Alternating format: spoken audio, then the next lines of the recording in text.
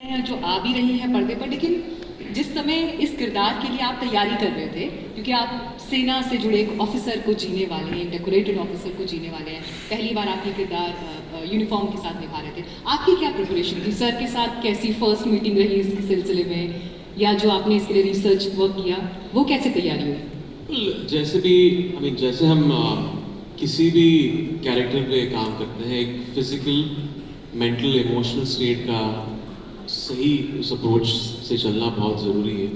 पहले तो एक फिल्म में जब आप एक बीएसएफ ऑफिसर का किरदार निभा रहे हैं तो एक फिजिकल स्टांस होना, एक डिसिप्लिनरी बॉडी लैंग्वेज का होना बहुत ज़रूरी है। तो उसके लिए बस बोरिंग सी चीज़ें हैं, वेट्स उठाना है, कसरत करनी है, एक डिसिप्लिन सी लाइफ फॉलो करनी है। जो चीज़ों से दिक्कत मुझे होती थी ज़्यादा खाने में, मुझे ज़्यादा खाना पड़ा इस रोल के लिए, बिकॉज एक कमांडिंग फिजिक होना बहुत ज़रूरी था इस कैरेक्टर के लिए। आई थिंक जो एक मेंटल और एक साइकोलॉजिकल स्टेट है, एक बहुत ही कॉम्प्लेक्स चीज़ है किसी भी ऑफिसर का या जवान का, क्योंकि आप एक ऐसे सिचुएशन, एक ऐसे रीजन में है जिस तरह कश्मीर है, जैसे हम सब जानते हैं, एक बहुत ही वॉलेटाइल जगह है। वहाँ की पॉलिटिकल, हिस्टोरिकल, जियोग्राफिकल टेंशन की वजह से ये दुनिया की सबसे कॉम्प्लेक्स और सेंसिटिव जगहों में से एक है। और जिन सिक्योरिटी एजेंसीज को ये रिस्पॉन्सिबिलिटी दी गई है, इतना टफ टास्क है, क्योंकि वहाँ पे इंसर्जेंसी जिस तरह होती है, अटैक्स, सरप्राइज अटैक्स, जो हिडन ड्रोन अटैक्स हो रहे थे, जिस तरह हमारे फिल्म में दिखाया है कि 70 जवानों की हत्या हो गई, तो वो साइकोलॉजिकल चीज़ कहीं लेके आना इस कैरेक्टर में। तेजस ने बहुत सारे मुझे आर्टिकल्स भेजे, राइटअप्स भेजे। फिर ये एक अच्छी बात थी कि मैं दुबे जी के इन टच में था, और इसमें एक बहुत ही क्लियर चीज़ है, आपको सिर्फ कैरेक्टर को, पर्सनैलिटी को ही डिस्टिल करके आपको एक समराइज करना है। तो मेरी जो पहली मीटिंग थी, आई रियलाइज कि एक चीज़ है about Dubey ji, he is very charismatic, articulate, और इनकी एक ह्यूमिलिटी है, एक हम्बलनेस है जो जनरली ऑफिसर्स में होती है, क्योंकि हम एज सिटीजन्स हम देखते हैं कि ये इतनी बड़ी एक जो सैक्रिफाइसेस देते हैं ये, बट इनके लिए it's just another day on the job for them. ये जब मैंने इनसे बात की कि एनकाउंटर के बारे में, ये जैसे हम अपनी ड्यूटी कर रहे हैं, हम अपने देश से प्यार करते हैं, this is doing it for the citizens of this country. तो उस चीज़ को कहीं डिस्टिल करना उस कैरेक्टर में, वो मेरा एक मकसद था। एंड ऑफ कोर्स एक स्क्रीन प्ले के दायरे में आप किस तरह उसको कन्विंसिंगली प्ले करते हैं। थैंकफुली आई हैड तेजस, हमारा विजन बहुत क्लियर था, मिलता जुलता था कि हमें इसको ओवर जिंगोइस्टिक नहीं बनाना है। जनरली कभी कभी क्या होता है, हमारी इंडस्ट्री में चीज़ों को इतना फेक और ओवर द टॉप बना देते हैं कि वो आर्टिफिशियल चीज़ आ जाती है। हम चाहते थे कि इसको कहीं ऑनेस्टली, ट्रूथफुली पोर्ट्रे करें, और एक ड्रामेटिक और एंटरटेनमेंट पोर्शन हो फिल्म में। कहीं भी सुर कुछ ज़्यादा ही चला गया तो वो चीज़ फिर थोड़ा सा ऑफ पुटिंग होता है ऑडियंस के लिए। तो ये मकसद था हमारा, and we had a team that supported us. In fact मैं आपसे पूछने वाली थी कि यूजुअली जैसे हम हिंदी में कहते हैं कि कोई वो कविताएं जिनमें वीर रस की बात है, तो ऐसी सेना पर आधारित, सेना के बैकड्रॉप पर आधारित फिल्मों में हम देखते हैं कि डायलॉग्स, भारी भरकम डायलॉग्स आते हैं, या एकदम जोश और जज्बे से भरने वाले सीन्स होते हैं। तो आपके कुछ इंटरव्यूज़ की क्लिप्स मैं देख रही थी जो इधर उधर पब्लिश हुए हैं, तो आपने इस बात को काफ़ी उसमें हाईलाइट किया है कि हमने इस चीज़ को कॉन्शियसली एफर्ट लिया है कि हमें फिल्म को रियल रखना है, क्योंकि रियल कहानी पर बन रही है, उसको ड्रामेटिक उसमें लेकर नहीं जाए। पिक एंड चूज आप कहाँ पे वो सिनेमैटिक लिबर्टी ले सकते हैं, और कितना इफेक्टिवली ड्रामा और उसका सुर सही होना चाहिए। Like I give you an example, जहाँ पे वो डायलॉग आता है ट्रेलर में, जहाँ पे नरेंद्र एक ट्रक पे चढ़ के कहता है प्रहार होगा। I can bet my life कि दुबे जी ने ऐसा नहीं किया होगा, ट्रक पे चढ़ के अपने जूनियर से इस तरह बात नहीं की होगी, उनको लगेगा कि दुबे जी को क्या हो गया। बट ये ड्रामा कहीं उस सुर तक वहाँ पे सही लगता है जहाँ पे ओवर पिच नहीं हो, at the same time audience को वो स्मेल ऑफ पेट्रियोटिज्म मिले और वो अच्छा नजर आए स्क्रीन पर। सो उतना ही एक सिनेमैटिक लिबर्टी हमने ली है। नरेंद्र सर, जब पहली बार आपने ट्रेलर देखा, उस समय क्या पहला रिएक्शन आपका था? इमरान सर पास हो गए आपका किरदार निभाने में आपकी नज़र में? इमरान हाशमी खुद ही बहुत ब्रिलियंट कैरेक्टर हैं और खुद बहुत ब्रिलियंट कलाकार हैं, तो मैं इनको इवेलुएट तो नहीं कर सकता, क्योंकि एज एन आर्टिस्ट इनका अच्छा नाम है, बहुत बढ़िया नाम है। जब मैंने ट्रेलर देखा तो उससे पहले की थोड़ी सी बात बता दूं, जब इसकी रूपरेखा डिस्कस हो रही थी और आपके जो बाकी लोग हैं जो कि डिस्कशन के लिए आए थे और उसमें कुछ इश्यूज पे बातचीत चली थी कि इसको कहाँ पर हम क्या कर सकते हैं, तो मैंने ये बोला था जिसकी आप लोगों ने अभी चर्चा की कि जितना कोशिश करिए कि ये कहानी बहुत रियलिस्टिक हो। तो एक जो प्रॉपर बैलेंस रहा जिसमें कि सिनेमाटोग्राफिक फ्रीडम जो इन्होंने बनाने में ली और जो फैक्चुअल कहानी का जो दोनों का कॉम्बिनेशन रहा वो बहुत अच्छा था। मैं मतलब एक्सपेक्टेशन से बहुत ऊपर था और यही मेरी पहली प्रतिक्रिया थी। पहली दाद तो आपको फिर यहाँ से मिली सीधे सर से, मुझे लगता है जिनके जीवन पर आधारित जिनसे जुड़ी कहानी है उन्होंने ही मतलब सीधे कहते हैं कि मेरे एक्सपेक्टेशन को सरपास कर गया। तो ये तो उनका प्यार है और वो पहले दिन से है। हमने इनको फिल्म का एक पहला कट भी दिखाया था, तभी भी उनसे जो हमें रिस्पांस आया था वो बहुत मतलब ऐसा था कि पीठ थपथपा के चले गए वो कि चलो, शायद उनको लगा होगा कि हाँ ये फिल्मी है, हम ऐसा नहीं करते, बट हम एक वो मीडियम का भी अपना एक डिमांड होती है कि हम किस तरह से उसको लाए। जैसे ये जो बात हो रही है ये मेरी और दुबे सर से भी हुई थी कि मैं भी इस किरदार को ऐसे ही देखता हूँ कि अगर वो 10 फीट से छलांग लगाएगा तो पहले छलांग तो लगाएगा क्योंकि वो सोल्जर है, लेकिन फिर उसको पैर में चोट भी लगेगी क्योंकि वो इंसान भी रियल है। क्योंकि वो एक वो लाइन मार्जिन रखना बहुत ज़रूरी होता है कि हम किस तरह की कहानी बताना चाहते हैं, और इस फिल्म में हमने वही कोशिश की है कि वो जो रियलिटी से चिपक कर चले कहानी, उससे ज़्यादा हम दूर ना जाए। कश्मीर में आपने कितने दिन शूट किया? शूटिंग अगर आप बोलेंगे तो करीब 28 दिन हमने 28 दिन का शूट। लेकिन हम रहे बहुत समय क्योंकि शूटिंग से पहले भी हम कई बार गए और शूटिंग के दौरान भी आपका बीच में थोड़ा ब्रेक कभी होता है। तो कश्मीर में हम कौन कौन सी लोकेशन है जो इस फिल्म के जरिए लोग देखने वाले हैं जिसके बारे में ज़्यादा शायद लोगों को ना पता हो? ज़्यादा तो क्या, मुझे लगता है कुछ कुछ ऐसी लोकेशन है जहाँ पे कभी हम एज अ टूरिस्ट जाते ही नहीं हैं, जा सकते भी नहीं है, ऐसी भी जगहों पर हम जा चुके हैं। लेकिन जो है वो अलग ही है, वो दुनिया ही अलग है। जैसे सर ने कहा कि बहुत दिया है कश्मीर को और अनफॉर्चुनेटली वहाँ से बहुत लिया भी है, लेकिन वो जो खूबसूरती है वो बैकड्रॉप में खूबसूरती और सामने जो चल रहा था, एक समय था वो दौर था जब वो जल भी रहा था, तो वो दौर था हमने दिखाने की कोशिश की है वो समय का। ऐसे लोकेशंस की आप बात करेंगे तो एक ही चीज़ बताऊंगा, जब सबसे पहले हम गए थे तो हम उस ग्राउंड जीरो पर भी जाकर आए जहाँ पे ये ऑपरेशन हुआ जी, और दुबे सर हमारे साथ थे और हमें खुद वो अलग फील हो रहा था कि हम जा रहे हैं सर के साथ, लेकिन सर का वहाँ जाना बहुत मतलब उनके लिए एक शायद आम बात रही थी। एक्चुअली सितंबर 2019 में गृह मंत्रालय ने इस फिल्म को गो अहेड का एक लिखित आर्डर पास किया था और मुझे जहाँ तक याद है 27 अगस्त 2022 को आपका कैमरा रोल हुआ था। तो मैं सोचता रहा कि इत्तेफाक है या ऐसे ही है, क्योंकि 27 अगस्त की ही वो डेट थी जिस दिन ऑपरेशन शुरू हुआ था और इसका कल्मिनेशन 29 अगस्त के रात को हुआ। तो जब मैं गया श्रीनगर तो हमारे बैचमेट धर्मेंद्र पारिक वहाँ पर DIG थे, तो मैंने बोला कि आर्टिस्ट लोग कहाँ हैं, तो उन्होंने कहा कि वो फायरिंग की जो आवाज़ आ रही है शूटिंग रेंज पे।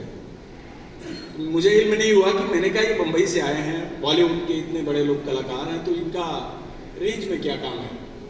तो मैं चल के जब फायरिंग रेंज में गया तो इनकी पूरी टीम फायरिंग प्रैक्टिस कर रही थी, बिल्कुल फटीक में प्रॉपर, बिल्कुल लेग भर फायर कर टारगेट चेक करना। तो हमें लगा कि ये इन्होंने डे 1 से लगता है इस चीज़ को अडॉप्ट करने के लिए कितनी सीरियसनेस है। बहुत अच्छा लगा कि ये प्रॉपर एक फॉर्मल ट्रेनिंग ले रहे हैं कि जो कैरेक्टर को हम दिखाएं या सीमा सुरक्षा बल को पब्लिक की नज़रों में जो हम शो करें, ये ऑलमोस्ट वही हो जो कि असल जिंदगी में। इनफैक्ट मैं चाहूँगा आप इस पर ज़रूर बात करें क्योंकि ये कितनी बड़ी जिम्मेदारी आपके कंधों पर भी है कि आप BSF के एक ऑफिसर को रिप्रेजेंट कर रहे हैं। तो चाहे यूनिफॉर्म पहनने का तरीका है, सैल्यूट का तरीका है, सैल्यूट रिसीव करने का तरीका है, मतलब बहुत छोटी छोटी बातें हैं, but every single thing is quite important. जैसे आपने कहा, ऑफकोर्स ऐसी फिल्में आप हमेशा फिल्में ऑडियंस के प्यार को बटोरने के लिए करते हैं, लेकिन इसमें वो एक एडिशनल रिस्पॉन्सिबिलिटी थी जहाँ पे आप BSF की दुनिया को एक तरह से आप रिप्रेजेंट कर रहे हैं, वो ऑडियंस के सामने पेश कर रहे हैं, किसी की ज़िंदगी आप ऑडियंस के सामने पेश कर रहे हैं। तो हर चीज़ को कहीं रिसर्च के साथ, उन बारीकियों के साथ उसको वेट करना और स्टडी करना सेट पे जाने से पहले, तो प्री प्रोडक्शन का बाकायदा बहुत हमने वक्त लगाया और थैंकफुली जो सपोर्ट सिस्टम, जो सहारा हमें BSF से मिला, उसके बगैर इस फिल्म में जो क्रेडिबिलिटी आई है, जो स्केल आया है, वो नहीं आ पाता।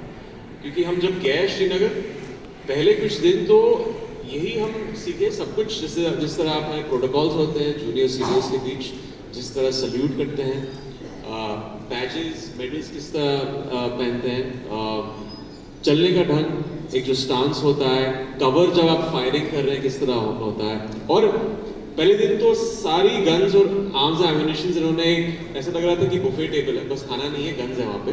तो एक 2000 और 2003 के बीच जो इक्विपमेंट था तभी, ऑब्वियसली मॉडर्न डे इक्विपमेंट जिस तरह नाइट विजन गॉगल्स और सब उस समय इस्तेमाल नहीं की जाती थी, तो वो सब रिसर्च के हिसाब से वो हमने BSF से एक तरह से बात करके वो इस फिल्म में इस्तेमाल किया है। मैं अगर बोलूँ इसमें कुछ, जी, अगर आपको याद है, BSF का कैंप में का शायद वो आखिरी दिन था और उसमें हम वो सीक्वेंस शूट कर रहे थे जब फिल्म के नरेंद्र दुबे फाइनल क्लाइमैक्स के लिए तैयार होके सारे एम्यूनेशन वगैरह लेके जा रहे हैं। तो हम एक्चुअल जहाँ एम्यूनेशन, सर ये बोल सकता हूँ ना मैं? बिल्कुल बिल्कुल। तो बोलना शुरू कर दिया तो बोल दीजिए। बोलना ही पड़ेगा। तो एम्यूनेशन जो रखते हैं, कोद कहते हैं, उसके बिल्कुल बाहर हमें शूट कर रहे थे और हमारे पास में डमी ग्रेनेड्स रखे थे। तो वो डमी ग्रेनेड्स वो सिखाने के लिए यूज़ करते हैं, उसके अंदर कुछ होता नहीं है, वो खुल जाते हैं सारे, लेकिन उसमें छेद होते हैं। तो मैंने कहा वो छेद वाला अच्छा नहीं लग रहा है, वो तो जो हमारे साथ लाइसेंसिंग ऑफिसर थे उसने बोला कोई बात नहीं सर, ये ले लीजिए आप, दूसरा ले लीजिए। तो मुझे लगा वो डमी है जिसमें छेद नहीं है, वो लेकिन असली ग्रेनेड्स थे। Oh my God. तो उन्होंने सामने रखे को कन्विंस करने की कोशिश की कि अगर हाथ का शॉट है तो मैं चला जाता हूँ, आप लोग शूट कीजिए कि मेरा काम तो हो गया है, पता नहीं सही में वो एक असली क्रेडिट आ गया वहाँ पे तो फिर पता नहीं लेने की देने पड़ जाएंगे। लेकिन उन्होंने बहुत सिंपली कहा था, ये पूरी सेफ्टी के साथ उन्होंने हमें बताया था कि ये कुछ नहीं होगा, उसका एक तरीका होता है, लेकिन हमारे लिए वो बहुत अलग थी। तो इमरान ने तो हाथ लगाने से मना कर दिया, तो मैं तो हाथ नहीं लगाना। बोल रहे कि पिन निकालो इसमें से, ये असली नहीं है। एनीवेज, खैर वो शॉट ठीक हो गया। चलिए हम फिल्म में मेरे ख्याल से आज जितने लोगों ने किस्सा सुना शायद रिकनेक्ट कर पाए उससे, उस समय फिल्म देखते हुए आइडिया लगता है ना उसका? नहीं, अभी वो तो पता नहीं चलेगा, पता नहीं चलेगा, ऑफ कोर्स नहीं चलेगा। वो तो हम वो पूरी मतलब हमारी भी वो एक बात होती है कि जितना भी उसमें फेक चीज़ हो फिल्म के लिए, लेकिन दिखाते वक्त वो कहीं पता नहीं चलता है। वो एक्टर्स के ऊपर भी रहता है कि जिस तरह से फेक गन को भी वो असली गन की तरह यूज़ करते हैं, क्योंकि वो ट्रेनिंग है, वो सोच है वैसी। और BSF के हमारे साथ में एक ऑफिसर पूरे टाइम थे, जैसे दुबे सर भी कई बार शूटिंग पर आए, लेकिन एक ऑफिसर हमारे साथ पूरे टाइम रहते थे जिन्होंने हमें बताया कि नहीं ये ऐसा नहीं ऐसे करते हैं। तो उसकी बहुत मदद हुई हमारे। आपने कहा 28 दिन आपने कश्मीर में शूट किया, लेकिन मैं अपनी ऑडियंस की जानकारी के लिए बताना चाहूँगी, बड़ा एक इंटरेस्टिंग पॉइंट ये है कि फ्राइडे यानी कल ही श्रीनगर में फिल्म का रेड कार्पेट होने वाला है और 38 साल के बाद जम्मू कश्मीर में रेड कार्पेट जैसा ऐसा फिल्म के प्रीमियर जैसा कोई कार्यक्रम हो रहा है। नॉर्मल सी आनी शुरू हो गई वहाँ पे, बहुत सारे क्रूज में जाके वहाँ पे शूटिंग करते हैं। आई थिंक मैं और बॉलीवुड के क्रूज को इनवाइट करना चाहूँगा कि वहाँ जाके वो अपनी स्क्रीनिंग्स करें, ताकि और वहाँ पे टूरिस्ट के जो एक फुटफॉल्स होंगे वो भी बढ़े। हमने खुद देखा है, हमारी 30 दिन की जो शूटिंग थी वहाँ पे एक सेफ्टी नॉर्म्स था, वहाँ पे कोई दिक्कत नहीं हुई। कश्मीर की मेहमान नवाजी कैसी लगी आपको? बहुत बहुत बहुत अच्छी, बहुत मजा आया वहाँ पे। और मेरा एक्चुअली पहला ट्रिप था श्रीनगर में। पहले श्रीनगर नहीं गए इससे नहीं, पहले? पहली बार इसमें लिए जाके मैंने शूटिंग की वहाँ पे।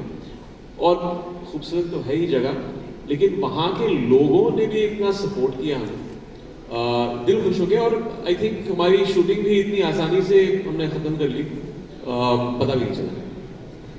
वैसे अभी तो बातचीत अलग दिशा में जा रही थी, लेकिन क्योंकि कश्मीर और मेहमान नवाजी का जिक्र हो गया तो मैं ये ज़रूर पूछना चाहूँगी, अभी आपने कहा लखनऊ में आपने काफ़ी दिन बिता लिए, लखनऊ का खाना वर्सेस कश्मीर का खाना? मेरा एक्चुअली बहुत बोरिंग सा डाइट है, तो मैं तो सेम खाना खाता हूँ, ब्रेकफास्ट लंच में रोज। तो वो होटल के लोग भी तंग आ गए हैं, उनको 1-2 दिन के बाद बोलना बंद ही कर दिया था कि उन्हें पता है कि ये तो आप कश्मीर का रेसिपी आप बिल्कुल ट्राई नहीं कर पाए? नहीं ट्राई किया। एक्चुअली आज मेरी शूटिंग खत्म हुई है, मैंने बोला कि कहीं प्रॉब्लम हो गई क्योंकि मैं डाइट में इतना वेरिएशन नहीं करता हूँ। अब शायद आज रात को Narendra sir, what a loss. आप क्या मतलब मेहमान नवाजी में कश्मीर का खाना मिस कर गए? To play him on screen कितनी मेहनत करनी पड़ती है, इसलिए थोड़ा तो सैक्रिफाइस हमें करना पड़ता है। जी जी बिल्कुल। वो तो अब तक तो पता था कि इमरान हाशमी 2 ही चीज़ कॉमनैलिटी है हमारी उनकी, बट एक तीसरी चीज़ और मिली आज की, जो इनका फूड वाला हैबिट पता चला। एक दिन हमारी बातचीत हुई तो इन्होंने कहा कि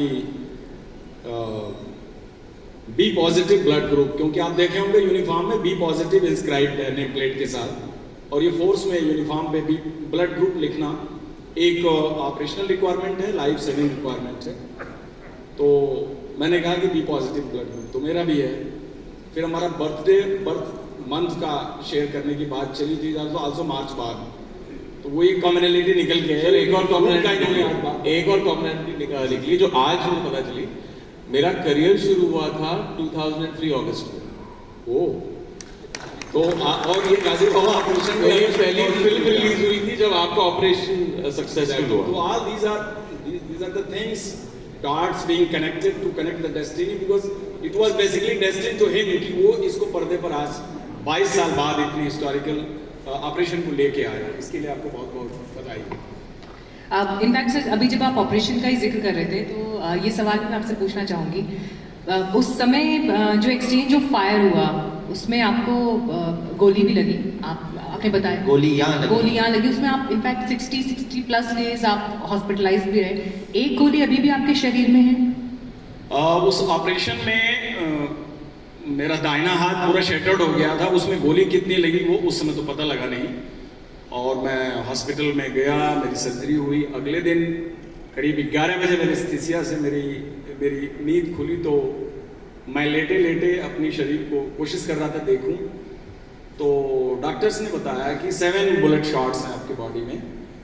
तो वो 7 शॉट्स कहाँ है पता नहीं, क्योंकि पेट में जो गोली लगी वो एग्जिट नहीं हुई, अंदर ही लॉज्ड हो गई। अभी भी ग्रेटर सियाटिक नॉच में वो लॉज्ड है, तो अब वो एग्जिट हुआ नहीं, उनको तो पता लगा नहीं। राइट लेग में गोली लगी तो उसने फ्रैक्चर नहीं किया बोन को, तो शायद नहीं पता लगा, स्टिचेस से मालूम हुआ।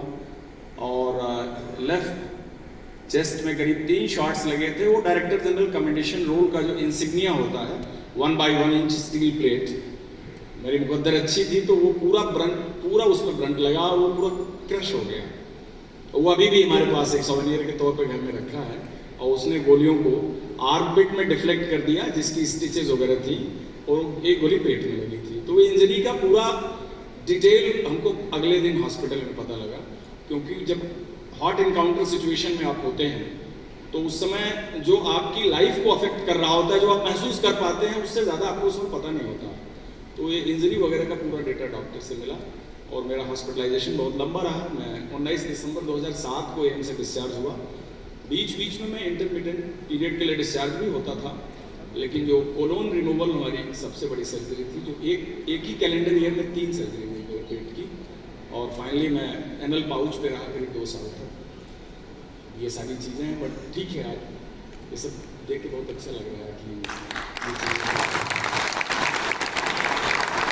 मैं सिर्फ आपको देख रही थी कि आप कितने आराम से, कितने नॉर्मल तरीके से इस बात को कह रहे हैं। I was just looking at you. मतलब सर, लोग ये कहते हैं कि लाइफ में बहुत सारी प्रॉब्लम्स आती हैं, लोग प्रॉब्लम्स फेस करते हैं, लेकिन अगर हॉस्पिटल से रिलेटेड एक प्रॉब्लम आ जाए ना, स्वास्थ्य से रिलेटेड, बाकी सब प्रॉब्लम्स जो हैं वो जीरो हो जाती हैं उस आपकी दिन। बात बिल्कुल सही है। ये इनकाउंटर बेसिकली मौत से हाथ मिलाने वाला था, but hand shaking with the death. आप जा रहे हैं, आपको पता है कि गाजी बाबा का हेड आउट है, 17 महीने से वो स्केप कर रहा है कश्मीर वैली में। संसद पर हमला करने का इतना बड़ा क्रिमिनल रिकॉर्ड उसके सिर पे है।